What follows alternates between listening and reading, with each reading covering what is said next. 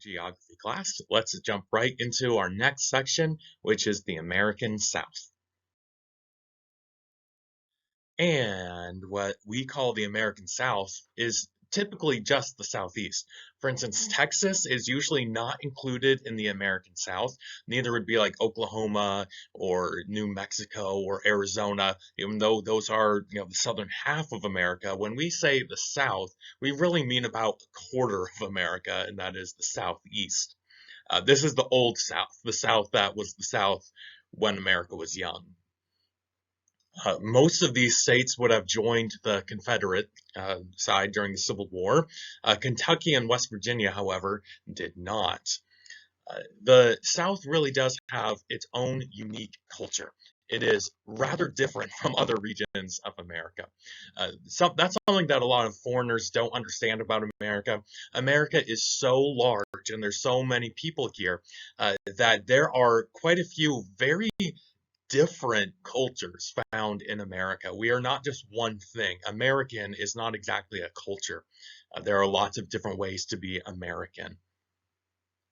And the South was traditionally agricultural for most of its history up until the Reconstruction after the Civil War. First, we'll talk about the Upper South, which would include Virginia and West Virginia and Kentucky. All right, Virginia first. Virginia has the Appalachians way off in the west, but the coast is this beautiful, fertile plain.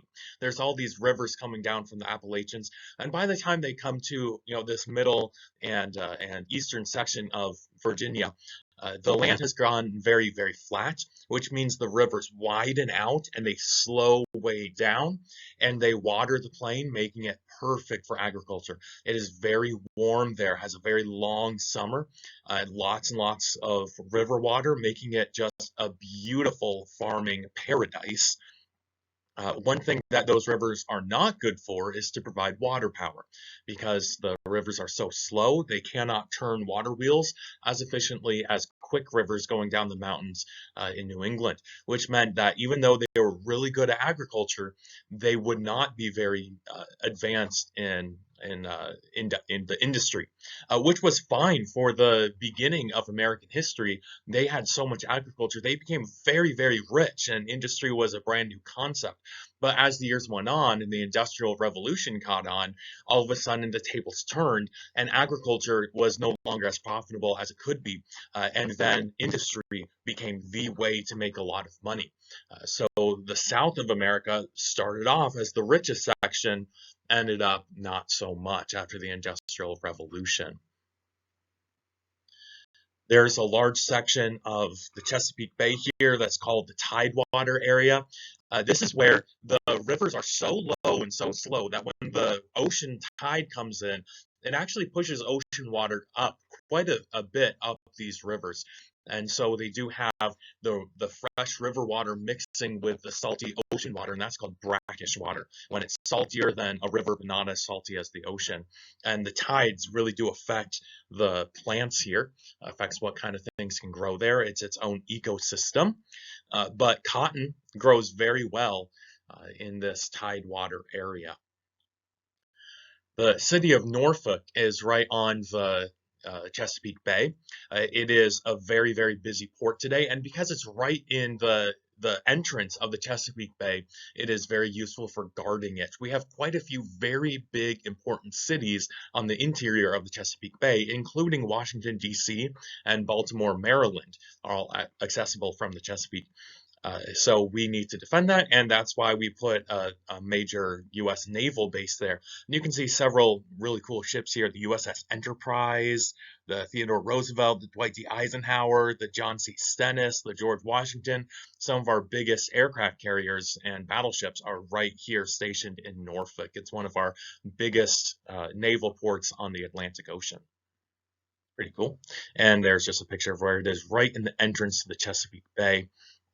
And you can see just how far north that bay goes and how far inland, and they can go in all these rivers and bays and inlets and attack quite a few major cities if we did not guard that area very well. The Shenandoah Valley is a little further inland. I'm sure you've heard songs, "Oh, Shenandoah, I long to see you. This is the breadbasket of Virginia, and for a while was a breadbasket of America as they grew the grains, the wheat and corn for miles around. They would ship that out. Also, a lot of cows and horses, and it was a major battle site of the Civil War. It kept on changing hands. Both sides need that food: the horses, the cows, the donkeys, mules. They need all that stuff, and so it changed hands multiple times until by the end of the war, the North was fed up with the Shenandoah Valley potentially feeding the South. So Philip Sheridan took his army and rode through the Shenandoah Valley, just torched everything, burnt everything, destroyed everything, killed all the cows and horses, burnt down all the barns and silos full of grain, and said, "We'll take what we can use, and what we can't use, we're going to destroy so the South can't use it." Very harsh, but also very effective. You can see the Shenandoah River here curving 180 degrees back on itself. This is called an oxbow curve, and this only happens when the terrain is very, very flat and the river is very, very slow. It has time for that curve to deepen and change, and can carve the side of the hills in here. It can carve its way through the terrain in any direction it wants to because there's no clear up and down. It's just very flat, and the river is constantly changing, constantly winding. Flat rivers might not be good for power, but they are really good for transportation, though, and especially in the early times of American history. The easiest way to get your food to market would have been by boat, and so they would get a barge, very cheap and easy to build, very shallow, flat boat. Put your year's grain supply on it and take it down to market. Take it down to Norfolk or one of these places, put it on a big ship, and then take it to all up and down the East Coast. Besides agricultural jobs, which are still very big in Virginia, they do have some major cities. They have a lot of people living right up next to Washington, D.C., so they have plenty of political jobs in Virginia, people who live in Virginia and then work in D.C. D.C. is very small. The district itself is very small, but it has like suburbs that are all over in Maryland or Virginia. And living right in the heart of DC has got to be insanely expensive. So most people will live either in Maryland or Virginia and take a train or just drive, I guess, on the crowded roads getting in and out of DC every day. They also have a lot of mining jobs further west in the Appalachian Mountains. There's coal mining. There's a lot of coal mining in West Virginia, and there's some of that in regular old Virginia as well. Speaking of West Virginia became a state in 1861 at the onset of the Civil War when Virginia voted to secede, and these counties decided they did not want to secede, and they thought the best plan to stay and support the North was to form their own state. Now, the Founding Fathers did have a plan for what to do to add more states. That was something that our original government, the Articles of Confederation, did not have, so our new Constitution did say what could happen. It said if any state wants to split itself in half, then that state needs to vote yes on that plan. The people of that state need to vote, and then Congress needs to also approve that plan. So the people of West Virginia said, because the government in Richmond, Virginia, is rebelling against America, they don't count as the new government. So they elected a new government just from these counties. That would be a new government of the state of Virginia. They said the Richmond government doesn't count. It would be like if we didn't like our main government, so Wiscasset got its own mayor, not mayor, got its own governor of Maine. And only the people of Wiscasset voted for the governor of Maine. We said, this is the real governor, not Governor Mills. So the U.S. Government in D.C. said that they approve of the West Virginia government and consider the West Virginia government the real government of the state of Virginia, not the Richmond government.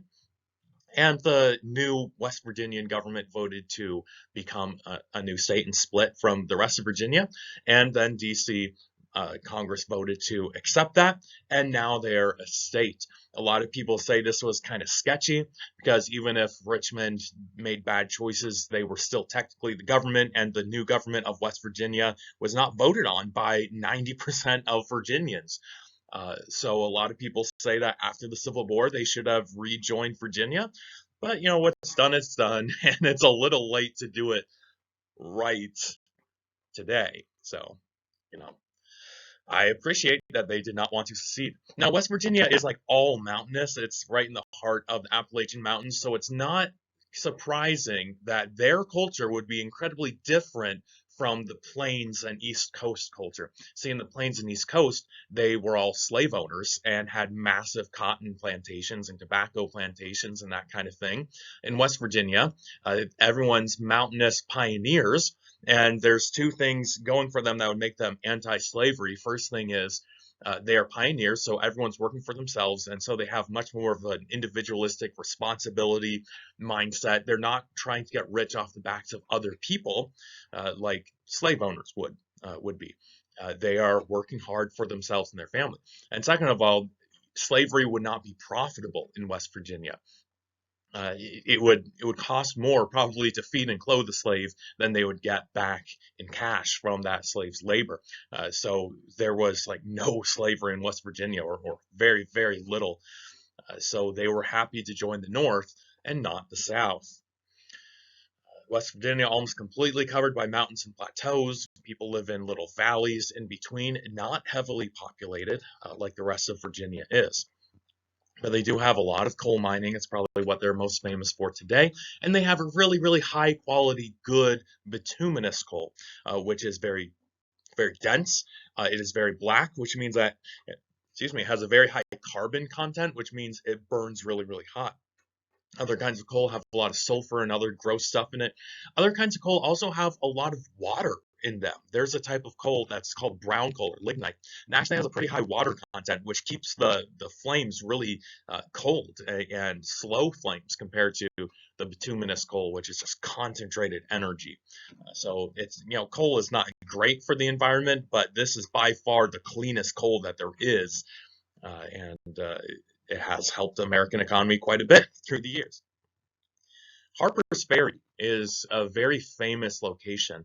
Can you recall what happened at Harper's Ferry? That's right. We have Tom Brown's raid on Harper's Ferry just before the Civil War.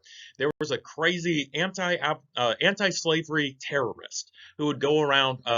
One of his claims to fame was he attacked a bunch of slave owners with swords and chopped their heads off. So, I don't like slavery either. I'm very much anti-slavery, but I don't think slicing and dicing is the answer to that. Oh, excuse me. My alarm's going off.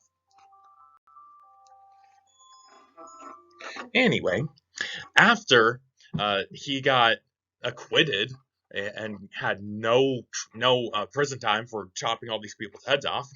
After that, he went and attacked a federal arsenal at Harper's Ferry, stole all the guns, shot several people. In fact, the first person he shot was a black guy who just happened to be in the way. He walked into Harper's Ferry with a bunch of his friends and sons with guns. Black guy said, "Hey, what's going on?" So he shot him. Stole a bunch of guns, tried to start a slave rebellion, and instead Robert E. Lee and the U.S. Marines came and put him down, and eventually he and his soldiers were hung. Anyway, Harper's Ferry, very important during right before the Civil War, but during the Civil War, it was an important railroad site as well, and it changed hands literally a dozen times, north, south, north, south, north, south, and that is in West Virginia. North Carolina is next. If you're wondering why North and South Carolina have the same name, it is because this land was given to a group of 8 very wealthy people at the very early part of colonization. And they are 2 very different states geographically, and so they just kind of evolved apart from each other and had 2 different societies. And then eventually they said, we're just split too much. Let's make it official. It's also, a very large territory. So even when they split in half, you have 2 fairly large size colonies and then states. North Carolina has these very interesting islands called barrier islands. You see these?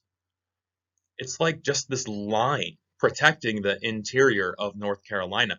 Those used to be sandbars. I mean, they kind of still are sandbars, but just due to the shape of the ocean floor, and the types of currents and waves there, a little bit more sand got deposited. And then when you have a little sandbar, that slows down the water and that deposits more sand there. And then it gets bigger and it slows down the water even more, and more sand gets deposited until you have, a fairly good size barrier here. And that does make the interior bay there a little nicer to sail on, fewer waves and less wind. Although, it's not going to stop a hurricane. It might slow it down just a little bit. They have all these really cool islands out there. They have a lot of agriculture here. Again, a lot of cotton, a lot of corn, a lot of rice, actually, down in the south, close to South Carolina as well. And then a lot of textiles. They have all those cotton fields all around them, and even north and south in Virginia and South Carolina. And so they jumped on the agricultural revolution, started turning the cotton into fabrics. That's what textile means. And selling fabric is actually a lot more profitable than selling the raw cotton. Made them some money. There's this cool place right in the center of North Carolina that's called the Research Triangle. It's just 3 big cities, Durham, Raleigh, and Chapel Hill. And for whatever reason, big universities got started here, and then big tech companies got started here, and then they just started doing all sorts of research stuff and hiring scientists. And now these 3 cities are well known throughout the country for being where big improvements and breakthroughs are made. And one type of industry attracts others. So when you have a bunch of scientists in one area, that's just going to attract more scientific companies to come there and work with one another and work off of one another. And that just snowballs until you have this area that's well known for its highly educated people and highly advanced companies. That's pretty cool. The far west of North Carolina, along with Georgia, and some other areas, Mississippi, far south of Missouri, was where the Cherokee, Chickasaw, and Choctaw, and a few other people lived. And we talked about the Trail of Tears in history. Of course, you weren't there in history. That was the 11th and 12th grade. We will talk about the Trail of Tears. So sad. They were friendly tribes, friendly nations. We recognized them. We had an ambassador to the Cherokee, and they had an ambassador in D.C. There were no problems whatsoever until we found gold on their lands, and a bunch of white people started literally stealing their neighbor's land to get that gold. So they complained and sued, and it went all the way up to the Supreme Court. And the Supreme Court ordered President Andrew Jackson to send soldiers to defend the borders there, to defend the Cherokees. Our first major immigration dispute was not people trying to come into America and take our land. It's Americans trying to attack our neighbors and steal their land. Our first illegal immigrants were Americans illegally immigrating to our neighbors' land. Andrew Jackson said he didn't like the Supreme Court's decision, and so he sent a bunch of soldiers, but not to protect the Cherokee, to kick them out. And he kicked them out all the way to Oklahoma. And this was done with very little warning. Some families were, woken up one day and with a knock on the door, and soldier said, "You're leaving in a week, so prepare to walk across half the country next week." Some were given even less warning. So they don't have enough food, blankets, supplies. Just think about it. Would you be ready to walk across the country next week if I gave you a week to prepare? Probably not. And a couple thousand people died on this trail. That's why they call it the Trail of Tears. Really, really sad. One of our worst atrocities that we've done, and it's all because the president disobeyed the Supreme Court. And what consequences did the president have for directly disobeying the Supreme Court? No consequences whatsoever. None at all. Congress could have impeached him. Congress should have impeached him, but Congress liked him and didn't like the Cherokee. So there you go. And we did it for greed. We wanted their gold, and we got their gold.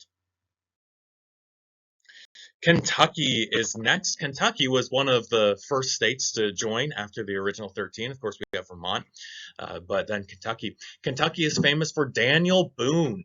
He led a group of settlers across the Appalachians, and I think Kentucky was the very first time that large groups of settlers went onto the other side of the Appalachians.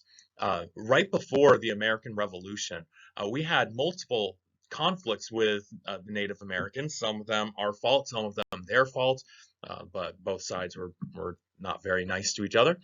Anyway, the British Army kept on having to bail us out, and they didn't have the money or the manpower to do that. So King George III said, you know what? No going on the other side of the Appalachians. If you go on the other side of the Appalachians, you'll make the Indians mad. They'll attack you. You'll come crying to me. I'll have to spend a lot of money and send a bunch of soldiers to go help you, and I don't want to do that. So you're not allowed to go on the other side of the Appalachians. And Daniel Boone said, well, I'm going anyway. And he went, and he got the Indians mad, and he got kidnapped once by Indians and was adopted by the Indian chief. Crazy story. The Indians had this mohawk haircut, and when Daniel Boone was adopted into their tribe as like a 35-year-old man, they said, we're going to give you the Indian hairstyle. So the chief put his hands in wood ashes to get a good grip and just started yanking out his hair. Just yanking out his hair from the roots until he had a mohawk. He almost passed out from the pain there, but now he has an Indian mohawk. He stayed with a family there for months, and finally they gave him his gun back and let him go hunting. And every time he went out hunting, they would give him just a handful of bullets and a little pouch full of beef jerky and pemmican and stuff like that.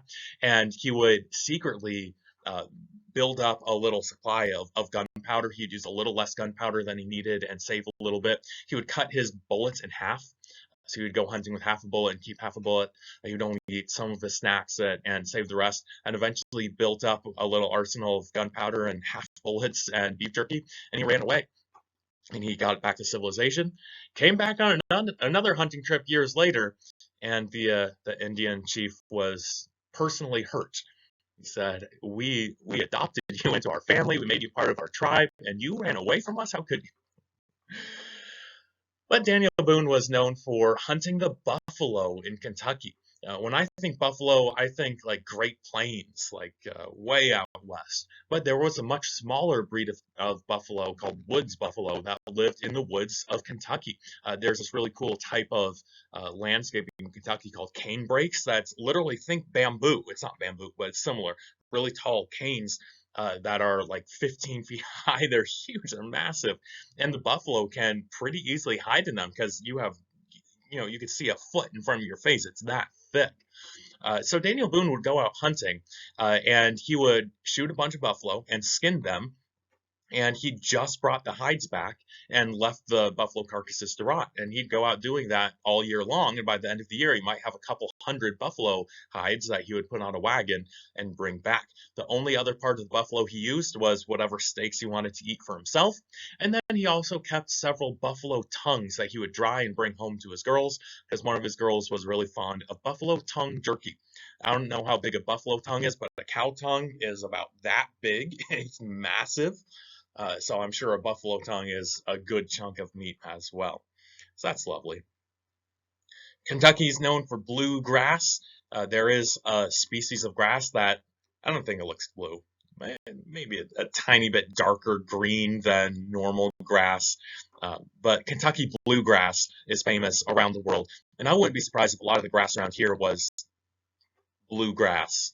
It's a hardy grass that grows really well. Then, of course, there's a musical style of redneck hillbilly banjo strumming called bluegrass, named after this region. Daniel Boone led a bunch of settlers through a gap in the Appalachians called the Cumberland Gap, which goes to the Cumberland Plateau. He would do something called blazing a trail, which is where he would go far ahead of everyone else, maybe even the year before everyone else, and look for the best way to go. Now, a person on foot can go through the Appalachians really easily. Well, I'm not easily, but you can do it. If you're a somewhat athletic person, you can just walk right through with your backpack full of supplies. But of course, when you're talking about moving an entire village across, you're going to have these wagons and mules and cows and all sorts of supplies, and they're going to need a much easier trail. So Daniel Boone would go looking for the best trail, and he would do something called blazing the trail, which is marking the trail. He would get an axe, a hatchet, and all along the trail, he would chop off big parts of tree bark. And so you'd have this massive bare spots on the tree, and that would be the direction to go. then they come back later and actually chop down all the trees to make a path. One thing that they could do to make the tree chopping much easier is something called girdling the trees, which is where you cut a strip of bark all the way around the tree. And actually, all the sap vessels, I almost said blood vessels, almost all the sap vessels of the tree that gets water up and gets the sugar down to the roots, almost all of the living stuff is on the outside of the tree, just inside the bark. The interior of the tree is all hard wood. The outside is where it has all the stuff going up and down. So if you can just cut a small cut around it, the tree dies. And then coming back next year, it's a lot easier to cut dead wood than living wood. So that makes your job that much easier. And Kentucky's famous for the Kentucky Derby. I just had a notification yesterday about the Kentucky Derby, and I didn't read it because I do not care. But Kentucky was famous for its horse breeding. They're really, really, really into horses. So it became a big target in the in the Civil War. Big target in the Civil War as both sides needed horses, not only for their cavalry, but also to pull their wagons and their cannons into positions. So they're famous for breeding the best horses for speed, for strength, for endurance, and then also for quite a few races, the most famous of which is the Kentucky Derby. They also do a lot of betting and gambling on those horse races. Gambling is mostly illegal throughout most of America, but it's totally legal for the Kentucky Derby. Here's something interesting. There are very few products that are native to America, and bourbon is one of them. It is a high alcohol liquor made out of corn, because corn is native to America. This is as well. This is the only type of alcohol that was invented in America, and Kentucky has more barrels of bourbon than it has people. That's a little concerning. It's not more bottles than people, it's more barrels. I don't know how big these barrels are, but they're quite a few gallons. I did a little research, and apparently, if they stopped all bourbon production, they have enough to supply America for the next 20 years. That's a lot of alcohol. That's not good. But in Europe, there's a lot of products that, if you want to call it by this name, it has to be made in this region. America has only one that I know of. If you want to label something bourbon, it has to be made in Kentucky. Otherwise, it's not real bourbon. Okay. And yet, the state drink is milk. I just, why? I don't know. I don't know. 90% of America's disco balls are made in Kentucky. I don't know what to do with that information. I just looked up some fun facts about Kentucky. 90% of our disco balls made in Kentucky. Good for you, Kentucky. Okay. Next is Tennessee. Very evenly divided into three regions, East, Middle, and West. East Tennessee is very mountainous with Appalachians, then Middle Tennessee is plateau, and then West Tennessee is plains right there on the Mississippi River. The Tennessee, sorry, that's a Tennessee, not the Mississippi, that's a little further west. And Tennessee is it goes into the Mississippi, it's a tributary, and you can see how it really divides Middle Tennessee from the east and the west, and a lot of good farming on that river. There you go. There's the Mississippi, just a little bit further west. Those rivers, the Tennessee and Mississippi, are very helpful in early colonial times for getting all your food to market. And it was way easier to get your wheat and corn to DC and New York and Boston and all these big centers out east. Way easier to go all the way down Tennessee into the Mississippi, all the way around the Gulf of Mexico. It was a lot faster to do that than to walk across the mountains. And so it was a major source of income for people. And this is Mark Twain. His job was to get corn and wheat down the Mississippi. You see that happening in his stories like Huckleberry Finn and all that, traveling by barge on the Mississippi. Tom Sawyer. Few interesting things of national note. Oak Ridge, Tennessee is a place where they developed the nuclear bombs. Here are rows and rows and rows of these buildings that are filled with centrifuges. So there are two isotopes of uranium. An isotope is when you have the exact same atom, but one has more neutrons than the other. It barely changes what the atom is like at all. But apparently, you need a very specific isotope of uranium to make a bomb. And so how do you separate it from the other isotope? They're almost exactly the same. Well, the only difference is one is a tiny bit heavier than the other. So if you spin it in a centrifuge, the lighter stuff goes to the top, the heavier stuff goes to the bottom.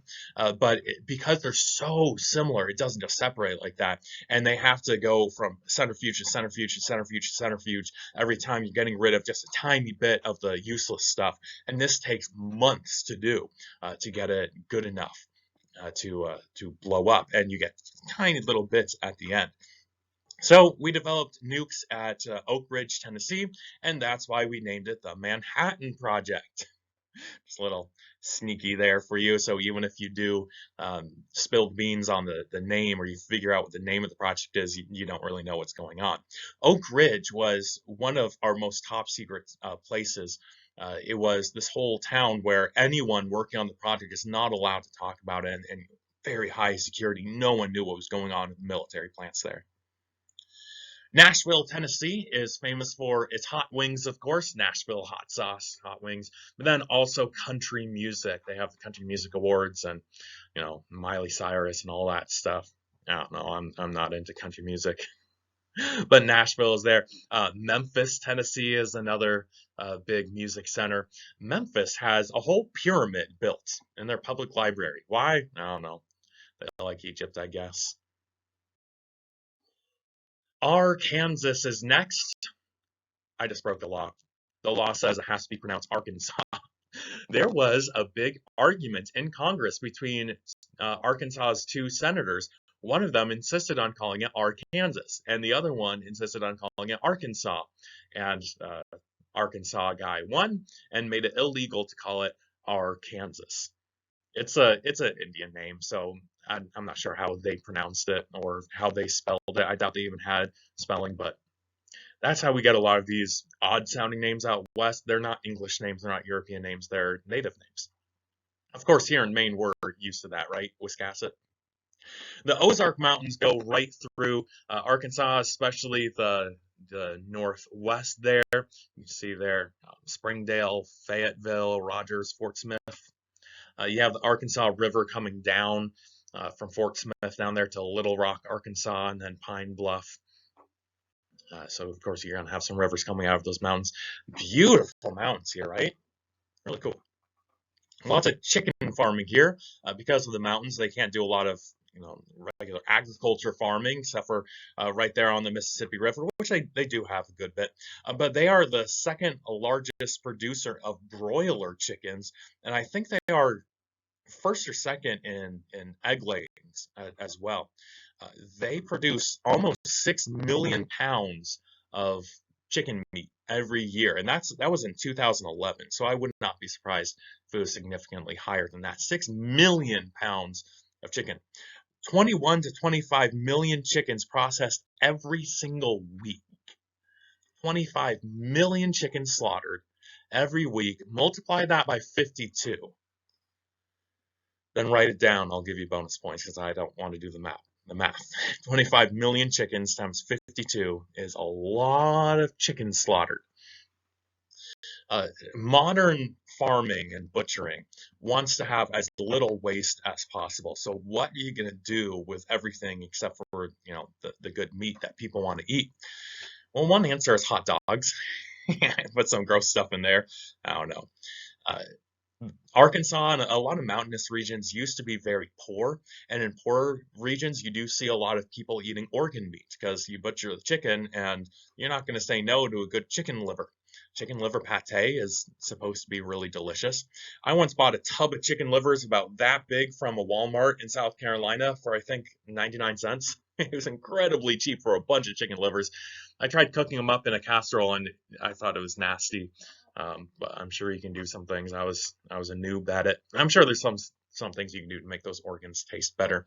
And if nothing else, you can grind it up and feed it to cows. And they do that. Feed it to cows, feed it to pigs.